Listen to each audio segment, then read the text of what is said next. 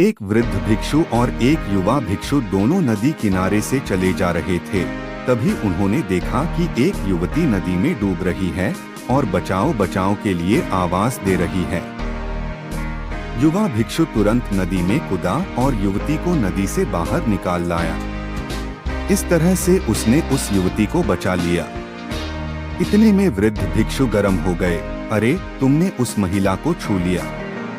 अब मैं तुम्हें बुद्ध से कहूँगा और तुम्हें दंड प्रायश्चित दिलवाऊंगा। दोनों बुद्ध के सामने पहुँचे।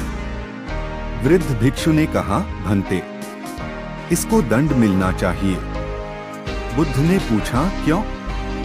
वृद्ध भिक्षु ने कहा, इस बात का कि इसने युवती को उठाकर नदी से बाहर रखा, इसने उसे छू लिया, इसका ब्रह्मचर्य नहीं रहा, इसलिए इसे प्रायश्चित मिलना चाहिए। बुद्ध ने कहा, प्रायश्चित पहले तुम ले लो। मैं किस बात का प्रायश्चित लूं? विस्मय से उसने पूछा। बुद्ध ने कहा, इसने तो उस महिला को उठाकर वहाँ ही रख दिया, पर तुम तो उसे अपने मानस में उठाकर यहाँ तक ले आए। तुम्हारे मन में अभी भी यह है, तुम इतनी देर से उसे ढो रहे हो। इसने तो वहाँ रखा और भूल भी गया। सुनो, मैं तुम्हें परिणामों की निर्मलता के लिए यह 4 उपाय बताता हूँ।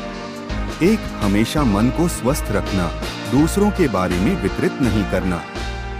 2. इंद्रियों पर विजय प्राप्त करना। 3. अच्छी संगति में रहना। 4. प्रार्थना करना।